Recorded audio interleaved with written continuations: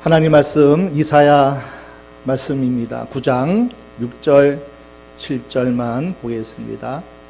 본문은 9장 1절부터 7절인데 6절 7절 2절만 함께 한 목소리로 합독합니다. 이는 한 아기가 우리에게 낳고 한 아들을 우리에게 주신 바 되었는데 그 어깨에는 정사를 메었고 그 이름은 기묘자라 모사라 전능하신 하나님이라 영존하시는 아버지라 평강의 왕이라 할 것임이라. 그 정사와 평강의 더함이 무궁하며 또 다윗의 위에 앉아서 그 나라를 굳게 세우고 자금 이후 영원토록 공평과 정의로 그것을 보존하실 것이라. 만군의 여호와의 열심히 이를 이루시리라. 아멘. 성경 이 말씀은 하나님의 말씀입니다. 그래서 우리는 이 성경을 언약의 책이라 그렇게 말씀합니다. 약속이 있는 책. 그 약속대로 반드시 그것이 이루어지는 하나님이 책임지시는. 사람의 약속은 실수할 수 있고 그리고 그 상황에 따라서 지킬 수 없지만은 하나님의 약속은 하나님이 책임지시기 때문에 반드시 그 약속은 이루어지는 줄로 믿습니다. 마지막에 말씀 보게 되면은 자금 이후 영원토록 공평과 정의로 그것을 보존하실 것이라. 하나님의 언약의 약속은 하나님이 보존하시는데 만군의 여호와의 열심히 이를 이루리라. 아멘. 하나님이 어떤 약속이든지 반드시 그 약속대로 하나님은 이루십니다. 하나님은 이 땅을 타락한 세상 그대로 방치하지 아니하시고 약속대로 여인의 후손으로 아브라함의 자손으로 그것도 유다 지파 왕의 훌 그 지파에서 한 아기가 이 땅에 오심을 하나님은 예언하셨습니다.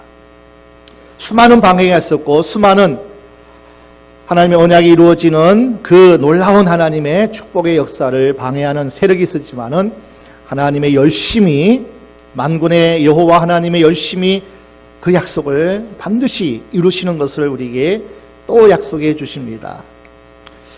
오늘 본문은 우리 예수님이 나시기 전 700년 전에 이사야가 예언한 선지서입니다.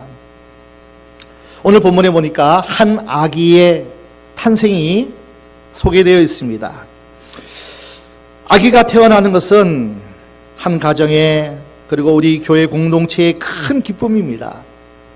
생명이기에 그도 하나님의 어여삐 보시고 축복하는 인생 하나님의 귀한 영혼이기 때문에 가정과 그 교회의 큰 기쁨일 수밖에 없습니다. 그런데 온 인류에게 한 가정, 한 우리 교회 공동체만이 아니라 온 인류에게 큰 기쁨의 좋은 소식이 되는 탄생이 있습니다. 하나님이 예정하시고 계획하시고 하나님이 약속하신 그 한 아기의 탄생. 그것이 바로 성탄절입니다. 오늘 말씀을 통해 한 아기 예수님이 왜 우리에게 큰 기쁨의 좋은 소식이 되는지 묵상하며 은혜 받기를 주의 이름으로 축원합니다.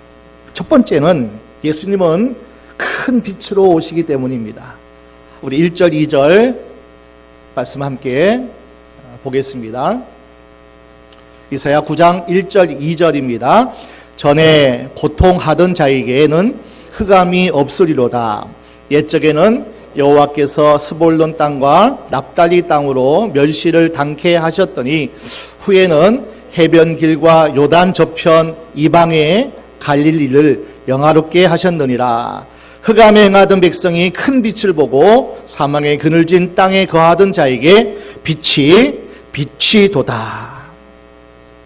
역사적으로 이스라엘은 강대국의 침략을 많이 받았습니다. 아수르의 침략, 바벨론의 침공을 통해서 나라가 짓밟히고 많은 사람들이 포로로 끌려갔고 그때 가장 많은 수치를 당한 지역이 이스라엘의 북쪽 지역 스불론, 납달리 땅 갈릴리 지역이었습니다. 아수르는 강제 이주 정책을 써서 자기 백성들을 그곳에 가서 살게 했습니다. 이로써 스불론 땅, 납달리 이 갈릴리 지역은 종교적으로도 그렇고요, 혈통적으로도 혼합된 지역일 수밖에 없었습니다. 유대인들은 아주 순수성을 중요시합니다. 그런데 스불론, 납달리 사람들은 잡족이 되었다면서 여타 다른 지파들이 아주 멸시했습니다. 아니, 이방인들에게도 멸시받고 짓밟히는 것도 서러운데 동족들에게까지 조롱당하고 너희는 잡족이야, 너 이방인과 다를 바 없어. 그러니 얼마나 고통스러웠겠냐는 거예요. 아예 오늘 본문에도 보십시오. 이방의 갈릴리. 그만큼 납달리, 스불론 그 지역, 갈릴리 지역은 멸시를 받고 조롱을 받고 동족에게까지 서러움을 당하는, 그래서 이렇게까지 조롱하는 거예요. 갈릴리에서 무슨 선한 것이 나겠느냐. 너희는 하나님의 은혜와 하나님의 사랑을 받지 못한, 짓밟힌. 그래서 갈릴리는 아무런 기대도 소망도 가질 수 없는 버려진 땅이었어요. 소외된 지역이었습니다. 자, 2절을 볼까요? 흑암에 행하던 백성이 사망의 그늘진 땅에. 자, 갈릴리 지역은 흑암에 행하던 백성들의 삶을 살았어요. 사망의 그늘진 땅, 그렇게 묘사하고 있어요. 앞이 전혀 보이지 않는 깜깜한 상태, 칠흑같이 어둠, 사망의 그림자가 짙게 드리워진 땅. 생각만 해도 한숨이 나옵니다. 사람은 뭔가 소망이 있어야 기대를 가지고 살 수 있습니다. 짐승도 마찬가지입니다. 어떤 과학자가 실험을 했습니다. 사방이 꽉 막힌 캄캄한 통에 생쥐를 놓고 지켜보니까 3분 만에 죽고만 한 거예요. 근데 그 통이라도, 똑같은 통이라도 생쥐를 놓고 빛이 조금 들어가게 해 주었더니 오래 살아남아 있더라는 겁니다. 천하미물인 쥐도 빛이 있으니 희망을 갖고 생존했다는 거예요. 그런데 갈릴리 땅은 아무런 희망이 없습니다. 흑암, 사망의 그늘진 땅. 이런 곳에 무슨 소망이 있고 무슨 기대가 있고, 하루하루의 삶이 그냥 지옥 같은 그러한 삶의 연장일 수밖에 없습니다. 그런 갈릴리 땅을 하나님이 영화롭게 하셨다, 그렇게 말씀합니다. 이방의 갈릴리를 영화롭게 하셨느니라. 전에 고통받는 백성이었는데, 흑암이요 사망의 그늘진 땅이었는데, 1절 말씀 후반에 보면은 하나님이 영화롭게 하셨느니라. 하나님이 영화롭게 하셨느니라. 아멘. 흑암이고 사망의 그늘진 땅일지라도 하나님은 얼마든지 영화롭게, 얼마나 찬란하게, 얼마든지 소망 있게 그 땅에 거주하는 자에게 빛이 비치게 하십니다. 자, 이 일이 어떻게 이루어지냐면은 하나님의 아들 예수님께서 그 땅에 오셔서 그 땅에서 활동하시기 때문이었습니다. 우리 예수님은 베들레헴에 태어나셨지만은 활동 지역은 나사렛 지역, 갈릴리 해변가, 거기서 많은 사역과 많은 활동을 주님이 그 땅에 하셨습니다. 요한복음 2장 1절로 이하 말씀 보면은 가나 혼인잔치의 첫 번째 표적도 그 땅이었어요. 누가복음 4장의 첫 메시지 갈릴리 회당에서 전하셨습니다. 누가복음 5장의 첫 번 예수님의 제자들을 부르시는 그 장면 속에서도 베드로, 요한, 야고보, 요한 그들을 부르신 곳도 갈릴리 바다였습니다. 33번의 기적 가운데 24번의 기적이 이 갈릴리 지역에서 우리 예수님이 왕성하게 빛으로 어둠의 역사를 물리치고 어둠의 열매들을 다 물리치고 빛으로 그 지역을 주님께서 활동하셨기에 하나님이 그 지역을 영화롭게 하셨습니다. 우리 예수님께서 마태복음 28장 11절 말씀 보면은 승천하신 그 장소도 갈릴리 지역이었어요. 근데 갈릴리가 얼마나 영화로운 겁니까? 예수님이 자라신 곳, 활동하신 곳, 큰 기적을 많이 표적을 나타내신 곳, 승천하신 그 장소까지 갈릴리 지역이었어요. 가장 핍박당하고 가장 조롱당하고 가장 아픈 그 땅에 하나님이 영화롭게 하시는 그 방법은 예수님이 그 땅에 오셔서 그 땅에서 사시고 그 땅에서 활동하신 그 놀라운 그 모든 일들 때문에 그 땅이 얼마나 영화롭게 된지 모릅니다. 요즘도 전 세계 수많은 순례자들이 예수님의 발자취를 보고자 갈릴리로 그저 몰려드는 것을 우리가 보게 됩니다. 믿음의 조상들이 그렇게 보고자 했던 예수님을 그 갈릴리 사람들은요, 직접 눈으로 목도했어요. 직접 오리지널 그 예수님의 목소리를 들어 그 장면을, 그 장소에 예수님과 더불어 한 공간에서 호흡했던, 참여했던, 전에 고통받는 자들에게는 흑암이 없으리로다. 흑암에 행하던 백성들이 큰 빛을 보고 사망의 그늘진 땅에 거주하는 자에게 빛이 비추도다. 하나님은 고통받고 멸시받는 저들에게 갈릴리 땅 아주 영화롭게 하셨습니다.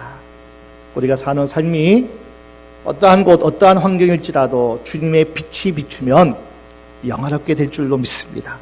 찬란한 빛이 임하면 어둠의 열매는 다 떠나가고 빛의 열매만, 우리에게 정말 하나님의 평안과 기쁨만이 넘치는 그러한 장소가 된다는 거예요. 왜 하나님께서 멸시받는 스볼론 땅, 납달리 땅, 갈릴리 사람들은 왜 하나님이 그렇게 영화롭게 하셨을까요? 그것은 이 땅의 수많은 실패자들, 그리고 고통받고 멸시받고 소외된 자들에게 희망을 주시기 때문에, 희망을 주시려고. 우리 예수님은 태어날 때부터 천안 마국간 말구유 냄새나는 그곳에서 탄생하셨습니다. 상처 많고 아픔 많은 밑바닥 인생들을 돌아보시고, 그래서 그들의 친구가 되어주셨고, 갈 길 방황하는 그들에게 친히 선한 목자가 되어주셨습니다. 불치병으로 고통당하는 자들, 귀신 들려 신음하는 자들, 공인된 죄인들을 찾아가셔서 함께 대화하고 식사하시고 영육간에 병든 요소들을 치유해 주셨습니다. 오늘 부른 찬양 가운데서도 영광의 그 빛이 비출 때에 마음이 시원해지는 거예요. 답답한 문제가 해결되어지는 역사가 나타나는 거예요. 찬송가 94장에도 이런 찬양의 가사가 있습니다. 예수님은 누구신가? 오는 자의 위로, 없는 자의 풍성, 천한 자의 높음, 잡힌 자의 노임되고 우리 기쁨 대신에. 예수님은 누구신가? 약한 자의 강함, 눈먼 자의 빛, 병든 자의 고침, 죽은 자의 부활되고 우리 생명 대신에. 추한 자의 정함, 죽을 자의 생명, 죄인들의 중보와 멸망자의 구원되고 우리 평화 대신에. 예수님은 누구셔요? 빛으로 오셨고 그 빛으로 주님이 머무는 곳마다, 비추는 그곳마다 하나님이 영화롭게 하셨습니다. 지금도 수많은 사람들이 인생의 실패와 좌절, 고통, 고독과 슬픔으로 흑암에 거하는 자들이 참 많습니다. 근데 하나님 말씀하세요. 전에는 흑암에 살던 백성들이 이제는 없게 하시겠다는 거예요. 예수님을 통해서 큰 빛을 비추고 계셔요. 요한복음 9장 5절 말씀 보면은 내가 세상에 있는 동안에는 세상의 빛이로라. 신약 성경에 빛이라는 단어가 95번이나 나옵니다. 요한복음 1장 4절에도 그 안에 생명이 있었으니 이 생명은 사람들의 빛이라. 빛으로 오신 예수님, 주님이 계신 그곳에는 항상 빛이더라, 그렇게 말씀하고 있습니다. 예수님의 빛이 임하면 사람들이 살아났습니다. 어둠이 물러갑니다. 희망찬 인생, 의욕과 열정이 살아나는 넘치는 인생을 살게 된다는 거예요. 요한복음 5장 24절 말씀대로 사망에서 생명으로 옮겨져요. 어둠 가운데 있는 자들이 빛 가운데 거하게 되니 천한 인생이, 약한 인생이, 병든 인생이 치료받고 회복되어지는 놀라운 역사가 일어난다는 거예요. 그 하나님의 탄생을 왜 기뻐해야 되냐? 큰 빛으로 오시기 때문에. 두 번째는 예수님 우리 인생들에게 승리를 주시기 위해 오셨습니다. 3절 4절 오늘 본문 함께 보겠습니다. 주께서 이 나라를 창성케 하시며 그 즐거움을 더하게 하셨으므로 추수하는 즐거움과 탈취물을 나누는 때에 즐거움같이 그들이 주의 앞에서 즐거워하오니 이는 그들의 무겁게 맨 멍에와 그 어깨의 채찍과 그 압제자의 막대기를 꺾으시되 미디안의 날과 같이 하셨음이니이다.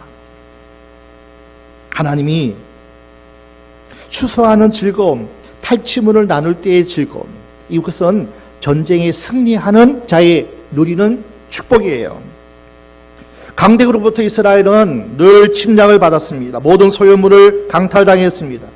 젊은이들은 노예로 끌려갑니다. 이방 땅에서 짐승 취급당하며 뼈빠지게 고생합니다. 소처럼 무거운 멍에를 메고 중노동에 시달렸습니다. 너무나 고단해서 신라고 조금이라도 그렇게 하려면 여지없이 채찍이 날아왔습니다. 배가 고파서 쌀 한 톨이라도 집어먹으면 무시무시한 막대기가 구타를 당하게 됩니다. 노예로 전락한 그들의 삶은 참으로 비참합니다.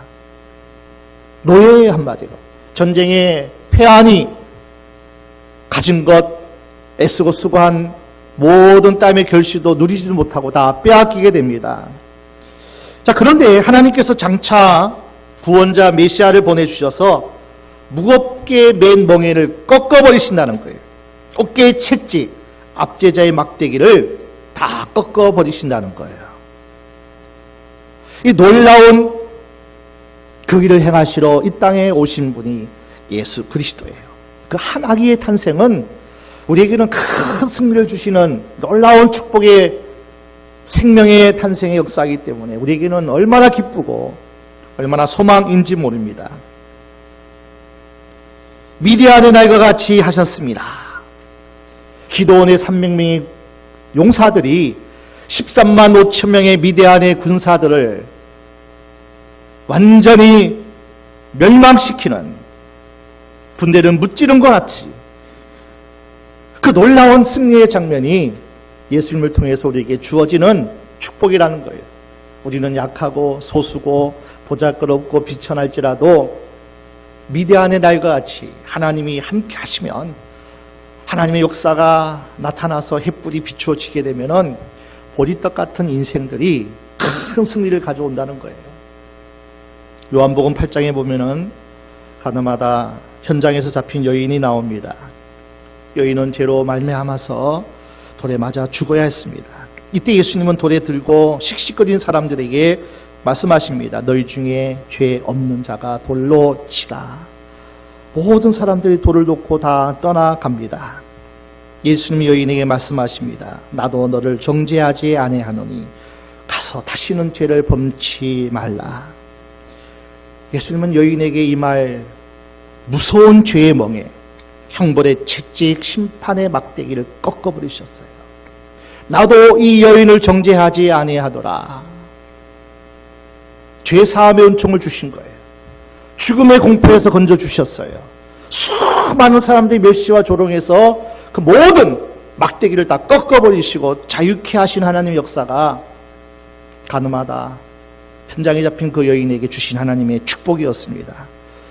사마리아 여인은 어떻습니까? 5번이나 결혼한 여인입니다. 수치심의 멍에를 메고 사는, 많은 사람의 손가락질을 당하고 사는 그 인생이었지만은, 그러나 예수님께서 하나님의 선물 영생수를 공급하시니 마음이 시원케 되는 거예요. 멍에의 상징 물동이를 다 던져버리고 마을로 뛰어갑니다. 내가 예수를 만났다는 거예요. 메시아를 만났다는 거예요. 와보라.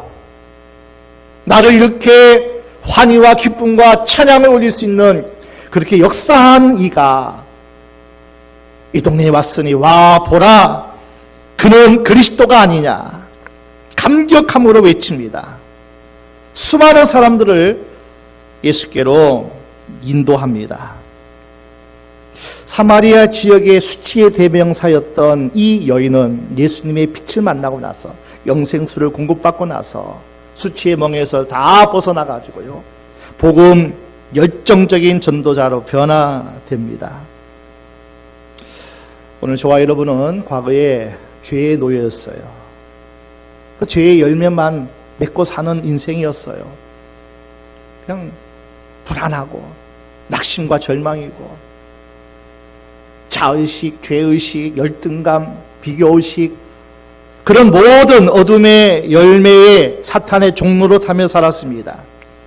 내가 범한 허물과 죄는 일생 동안 멍해가 되어서 우리 양심을 짓누릅니다. 내가 실수할 때마다 사탄은 송사의 채찍으로 우리를 내리칩니다. 죄의 소욕은 우리를 지저분한 곳으로 항상 인도하는 막대기였습니다. 그런데 예수님께서는 이 땅에 오셔서 지금도 그 예수를 믿는 모든 자에게 죄의 멍에를 다 꺾어버리셔요. 죄의식의 채찍, 죄의 소욕의 막대기를 꺾어주십니다. 미움과 시기와 질투와 다툼과 분쟁만 있던 우리에게 그 모든 열매는 다 거두어 가시고요, 그 모든 사탄의 무기들을 불의 섭같이 다 살라버리셨어요. 아멘. 오늘 우리에게 주신 그 모든 치유와 회복의 축복의 역사는 그 한 아기의 탄생을 통해서 우리에게 주신 놀라운 하나님의 축복의 선물이라는 거예요. 내 대신 죄의 멍에를 우리가 져야 되는데 주님이 십자가에 그 죄의 멍에를 지고 언덕을 오르셨습니다. 내가 맞아야 그 채찍을 우리 주님이 대신 맞으셨습니다. 저가 채찍에 맞음으로 우리가 나음을 얻었도다. 내가 맞을 채찍, 내가 지고 죽어야 할 십자가 멍에를 우리 주님이 다 대신 감당하신 겁니다. 내가 달려야 할 저주스러운 십자가 막대기에 대신 달리심으로 모든 저주를 다 제하셨습니다. 예수님은 부활로서 사탄의 머리를 박살냈어요. 완전한 승리를 선언하셨어요. 다 이루었다. 아버지의 모든 약속, 내가 순종함으로, 내가 희생하고, 내가 죽음으로 사망의 그늘에 앉는 모든 백성에게 자유케 하는 하나님의 영화로움이 내가 다 이루었다 십자가 위에서 선언하시고 사망 권세를 이기시고 부활하심으로 사탄 머리를 박살내버리신 거예요. 바울은 이렇게 놀랍게 선언합니다. 로마서 8장 37절에 그러나 이 모든 일에 우리를 사랑하시는 이로 말미암아 우리가 넉넉히 이기느니라. 우리를 사랑하시는 예수 그리스도로 말미암아 우리가 넉넉히 이기느니라. 예수님의 은혜로부터 우리에게 주어진 그 놀라운 축복으로부터 우리는 모든 죄와 사망에서 자유로운 인생, 승리하는 인생을 살게 된 것, 그 주님을 우리는 찬양할 수밖에 없는 줄로 믿습니다. 승리자의 면류관을 우리에게 주시기 위해 오신 주님이시기에 우리는 기쁨과 감격의 그러한 성탄을 우리가 맞이해야 됩니다. 그러면 예수님께서 이러한 놀라운 일을 이루시기 위해서 어떤 모습으로 오셨냐는 거예요. 6절을 함께 보겠습니다. 이는 한 아기가 우리에게 낳고 한 아들을 우리에게 주신 바 되었는데 그 어깨에는 정사를 메었고 그 이름은 기모자라 모사라 전능하신 하나님이라 영존하시는 아버지라 평강의 왕이라 일컬을 할 것임이라. 자, 예수님께서 이처럼 놀라운 일을 이루시려면, 자, 우리가 생각할 때는 위대한 왕이나 많은 사람이 흠모할 만한 스타의 모습으로 오셔야지 하나님의 관없게 할 수 있지 않을까. 그런데 예수님은 한 아기로 오셨습니다. 그것도 가장 초라한 곳에서 초라한 모습으로 가장 연약한 부모의 손길이 아니면 살아갈 수 없는 그러한 모습으로 여인의 후손으로 이 땅에 오셨습니다. 아마 예수님이 너무 화려하고 너무 찬란하고 너무 인기가 많은 그러한 분으로 이 땅에 왕궁에서 태어나고 그러한 모습으로 오셨다면은 별 볼 일 없는 우리들은 그 주님의 모습이 좀 부담스러울 거예요. 예수님은 모든 종류의 사람들, 잘난 사람뿐 아니라 부족한 사람들, 연약한 사람들에게도 우리 예수님은 다 친구가 되셔요. 생명을 바치고 구원할, 지켜야 할 목자의 사명을 감당하시는 주님이셔요. 모든 사람, 잘나고 못났든지 부하고 천하든지 간에 모든 사람의 친구예요. 모든 사람의 목자가 우리 예수 그리스도이시라는 겁니다. 지극히 작은 자의 모습으로 오셨어요. 가장 겸손한 모습으로 오셨습니다. 한 아래의 미랄로 오셨어요. 연한 순의 모습으로 오셨습니다. 하지만 여러분, 예수님의 모양은 한 아기지만 본질은 보통 아기가 아닙니다. 오늘 6절 말씀 보십시오. 그 어깨에 정사를 메었다는 거예요. 정사란 것은 통치권이에요. 통치권. 우리 예수님의 어깨에는 정사, 통치권을 주님은 가지셨다는 거예요. 우리 예수님에게 마태복음 28장 18절 보니까 하늘과 땅의 모든 권세를 하나님께서 나에게 주셨으니 세상 모든 만물을 다스리는 통치권을 우리 예수님이 가지고 계시다는 거예요. 하늘과 땅의 모든 권세, 모든 심판, 모든 영광, 이것을 우리 예수 그리스도께 가졌기 때문에 어깨의 정사, 통치권을 가지신 분이에요. 예수님은 십자가와 부활을 통해서 사탄에게 빼앗긴 통치권을 회수하셨습니다. 자, 우리 예수님의 모습이 어떤 모습인지 아세요? 신의 속성을 갖고 있어요. 이사야 11장 2절입니다. 이사야 11장 2절, 여호와의 신 곧 지혜와 총명의 신이요 모략과 재능의 신이요 지식과 여호와를 경외하는 신이 그 위에 강림하시리니. 한 아기로 태어나신 그 예수 그리스도 위에 강림하시는데 하나님의 놀라운 신적인 속성을 그 예수님에게 부어주시는 거예요. 자, 이 예수님의 구체적인 이름을 이렇게 소개합니다. 예수의 이름은 기묘자요 모사요. 우리 예수님은 놀라운 상담자이십니다. 모사이십니다. 인생에 사람들의 사는 모습 보게 되면은 참 복잡합니다. 나 마음 같지도 않고요. 이런 예측과 이런 계획대로 세상은 진행되지 않고 있습니다. 자기 몸으로 낳은 부모도 자녀들의 문제를 잘 알지 못합니다. 30년, 40년 평생을 함께 살아간 부부도 서로가 잘 이해하지 못하는 것도 있어요. 그래서 이렇게 얘기해요. 당신은 알다가도 몰라.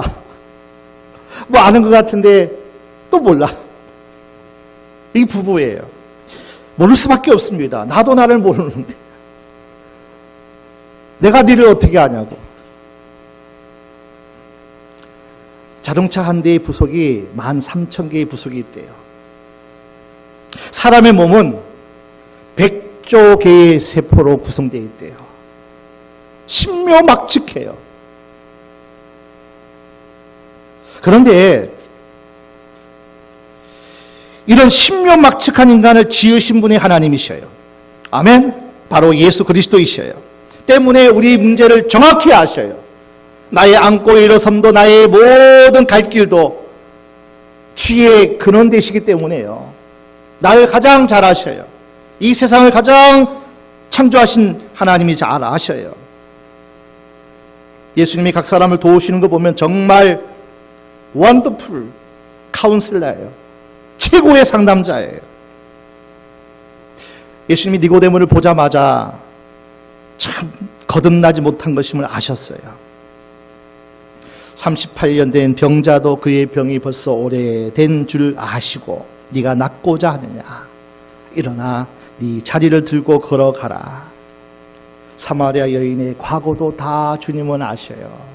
너 남편 5이 있지 않았니? 거라사 광인 그 안에 6,000마리의 떼 귀신이 있는 것을 아시고 네 이름이 무엇이냐? 그의 정체를 폭로하셨어요. 이처럼 우리 주님은 기묘자요 모사이시에요. 예수님의 도움을 받을 때만이 모든 사람의 내면 문제가 능히 해결될 수가 있습니다. 상처가 치유됩니다. 그리고 장점이 살아납니다. 위대한 하나님의 사람으로 성장하게 됩니다. 예수님의 이름이 뭔지 아세요? 전능하신 하나님이셔요. 가장 작은 모습으로, 초라한 모습으로 우리 예수님이 이 땅에 오셨지만은 그분은 본체가 하나님이십니다. 골로새서 1장 15절, 그는 보이지 아니하는 하나님의 형상이시라. 골로새서 2장 9절입니다.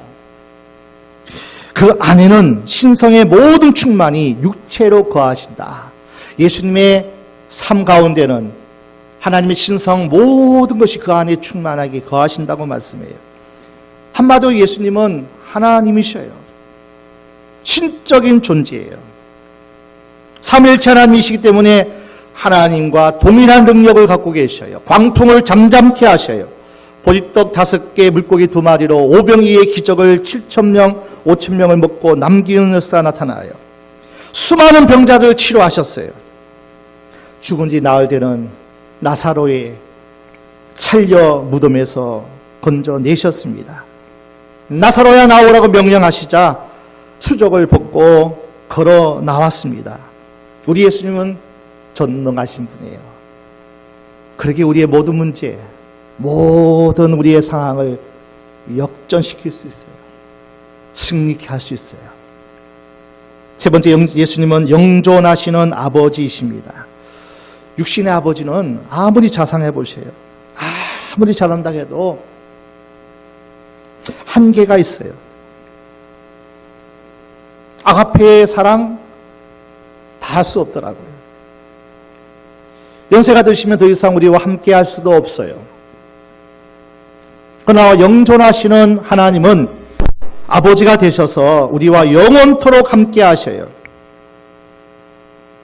마지막에 예수님께 승천하시면서 이렇게 말씀하잖아요. 마태복음 28장 20절. 내가 세상 끝날까지 너희와 항상 함께 있으리라. 영존하시는 아버지예요. 모든 사랑, 모든 자비와 은혜를 모든 걸 쏟아 부어 주실 수 있는 영존하시는 아버지. 마지막 예수님의 이름은 따라합시다. 평강의 왕. 불안에 떨고 있는 제 아들에게 주님은 찾아가셔서 이렇게 얘기해요. 요한복음 14장 27절. 평안을 너에게 끼치노니 곧 나의 평안을 너에게 주노라. 내가 너에게 주는 것은 세상이 주는 것 같지 아니하리라. 너희는 마음에 근심하지도 말고 두려워하지도 말라. 세상 사람들은요, 아무리 많이 가지고 아무리 많이 또 모든 것을 가지고 있는 그런 권력이 있다 할지라도요, 불안하고 두려워합니다. 마음에 평안이 없어요. 그래서 큰 집에 살면 좋을 것 같잖아요. 우리나라 제일 큰 집, 푸른 집, 그 집에 사는 사람은 제일 좋을 것 같잖아요. 그런데 제가 들리는 소식에 의하면 2다리 쭉 뻗고 못 잔대요. 가장 많은 것을 가진 사람 같은데 평안이 없어요. 불안하고 두려워요. 저 위쪽에 있는 김정은 늘 불안해가지고요. 담배를 물지 않으면은 안정을 취할 수가 없대요. 항상 그 모습에 담배 피는 모습을 보여주는. 그러나 담배 연기가 마음을 평안케 할 수 있을까요? 행복감을 줄 수 있을까요? 세상에 불안과 두려움에서 평강은, 세상이 줄 수 없는 그 평안은 하나님께, 예수께로부터만 옵니다. 예수님은 우리 인생들의 모든 필요를 충족시키기 위해서 한 아기로 이 땅에 오셨습니다. 가장 높으신 분이 가장 낮은 자리에 오셨어요. 가장 크신 분이 가장 작은 자의 모습으로 가장 가장 강하신 분이 가장 약한 모습으로, 가장 부유하신 분이 가장 가난한 자로 왜 그렇게 오셨을까요? 가장 영광스러운 분이 가장 비천한 모습으로 오셨어요. 이처럼 한 아기가 오셔서 우리의 모든 저주, 모든 어둠의 열매를 다 거두어 가시고 해방시켜 주시는 그 구주로 오시기 위해서 주님은 그런 모습으로 오셨어요. 나의 가난의 저주도 떠나가요. 나의 모든 삶의 문제도 그분만이 해결할 수 있어요. 모든 인생들에게 큰 기쁨의 좋은 소식이 됩니다. 이런 얘기가 있어요. 모든 인생에게는 가장 기쁘고 좋은 성탄절 기쁨의 날인데 하나님께서는 가장 슬픈 날이라고 합니다. 우리는 구주를 만나서 기쁜데 하나님은 하나밖에 없는 독생자를 이 땅에 보내셔서 십자가에 죽는 그 자리에 내어 놓으셨기 때문에 가장 하나님 입장에서는 슬픈 날이라는 거예요. 여러분, 사랑에는 희생이 따라야 돼요. 헌신이 수반됩니다. 우리 죄인을 위해서 가장 놀라운 사랑을 베푸신 그 날이 우리가 한날을 가장 하나님의 주신 선물을 기뻐하고 또 감격하는 그날, 우리의 성탄, 바로 크리스마스 날입니다. 오늘 저와 여러분이 한 아기의 탄생은 그냥의 탄생이 아닙니다. 날 위해서 오셨어요.